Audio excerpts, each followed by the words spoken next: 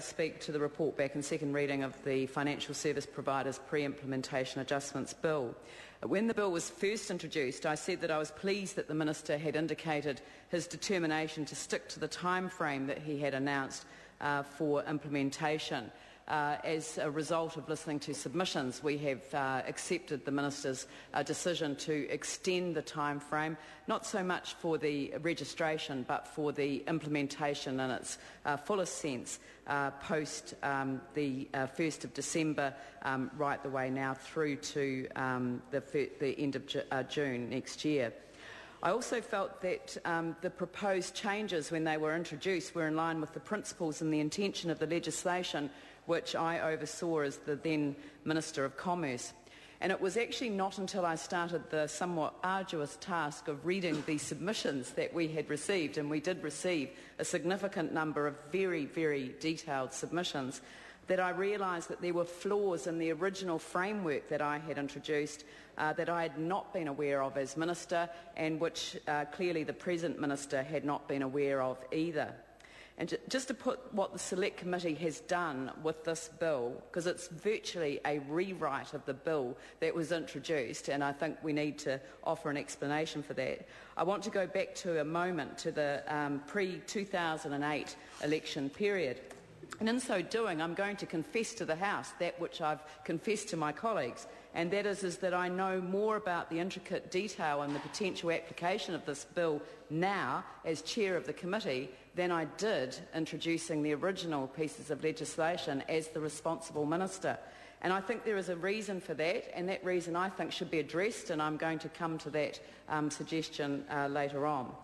What I will propose, though, in this space is only possible when there is a non-partisan approach able to be achieved. And I think that the present government, when in opposition, and now the reverse, the present opposition when in government, proved that a collaborative approach is what is required and which produces the best results. And I think this bill and the work that we've done on the Select Committee, and I pay tribute to all of the Select Committee members for what we've been able to achieve on a collaborative basis. Returning to that pre-2008 period, I know as a Minister I did put pressure on Charles Chauvel, who at the time was the Chair of the Finance and Expenditure Committee, and I put pressure on him because I wanted those bills back in the House in time to be passed before the 2008 general election. And the reason that I wanted, there were two bills that I wanted back in particular. They were the bills in my name, but also the bill to provide proper prudential supervision for the non-bank deposit-taking sector, which of course had transferred to the name of the Finance Minister, the Honourable Dr Michael Cullen. In many respects, I didn't mind if the legislation wasn't perfect, and that's what I kept saying to Charles Chauvel at the time, and that's because there was time post-election to undertake any remedial work that needed to be done, while getting on with the job of establishing the regulatory frameworks for the new supervisory and dispute resolution regimes to cover what was an under-regulated sector. And I just want for a minute just to use that word again, under-regulated. This wasn't a totally non-regulated sector, but it was under-regulated. And that's what I think was the critical problem. I know a lot of people have wanted to, put blame on those that were responsible for the regulatory frameworks over probably a couple of decades since the stock market crash in 1987, if we really want to go back to when we first were alerted to the problems that we're having to confront today. But the problem was that there were regulatory provisions in place and they offered insufficient protection. And I think our committee's been quite good at actually getting to the bottom of some of the things that we haven't been able to get to the bottom of before, and we have an inquiry underway that will continue to do that work and find those essential gaps in our system and hopefully make recommendations to resolve them. And so that was why I wanted to get legislation passed before the election. I wanted work to continue in that period when we went off to do our job applications, our triennial job interview, which is, I guess, what a general election is. And I just wanted to make sure that they weren't bills left at select committee or remaining on the order paper past the House rising for that election period, because nothing would have happened for a very long time if that was the case. Now, if there is a criticism I have of the current government, and there is one, this bill should have been introduced. No, this bill should have been introduced last year. And that's the only criticism I'm going to make. If it had been introduced last year, we would have had much more time to spend on the detailed analysis that we've had to undertake. And I know members of the committee, our advisors, our clerks, the officials and PCO were all under pressure. But can I say that the pressure we were under pales into insignificance against the impact the time frame had on the finance sector. And the finance sector are critical to getting this right. And so, I want to really pay tribute to the extraordinary efforts that the major stakeholders went to meet extremely tight deadlines that we imposed on them. We know that people worked over weekends.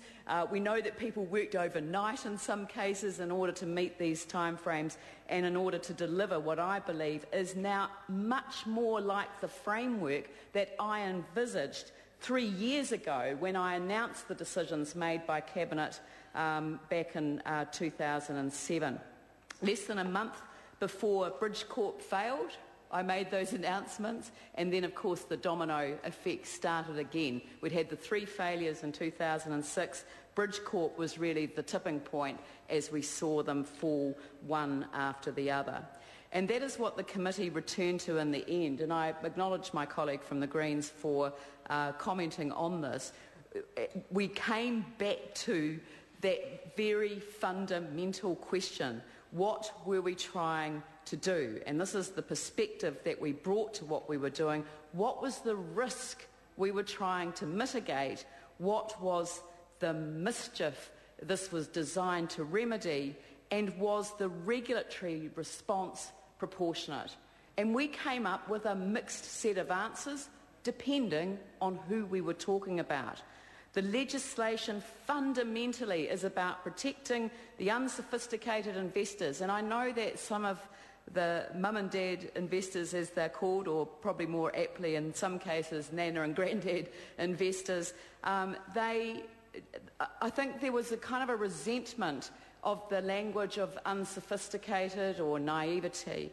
But I reject the view that these were greedy investors, as some have said, and in fact I want to place on record my abhorrence of the practice of deliberately hiding the level of risk behind a lower interest rate than was required to reflect the actual risk they were taking with their hard-earned money. People lost their life savings in circumstances where they did not realise the level of risk they were taking. This was lack of knowledge, this was reliance on financial advisors, and our driver as a committee became that single-minded focus. What was the mischief we were seeking to remedy? That's why we divided Category 1 and 2 products more appropriately. We defined financial advice more clearly. We incorporated the concept of personalised financial advice and tied financial planning to the risk around investment. We carved out the wholesale clients who can look after themselves, and we tidied up the QFE provisions. All the committee members worked hard on this bill, and I thank them for that work. But in the same way I've acknowledged the stakeholders, can I acknowledge our committee clerks, our advisors, the departmental officials, Parliamentary Council, the Minister and his staff, his private secretary and his advisor, and finally this House for allowing us to do things differently, granting us leave to provide the departmental report to stakeholders at a time before we'd reported back. Mr. Chairman, this has been a very good process. It's been a hard process, but what has been made very clear to me is that we do need to take up the option of exposure draft bills, accompanying discussion documents at a much earlier stage, so that the people that work at the coalface are able to give us very direct advice about how legislation will be implemented. In fact, they've made it clear to us that they couldn't have known these things in advance. We've, I think, made this legislation much better.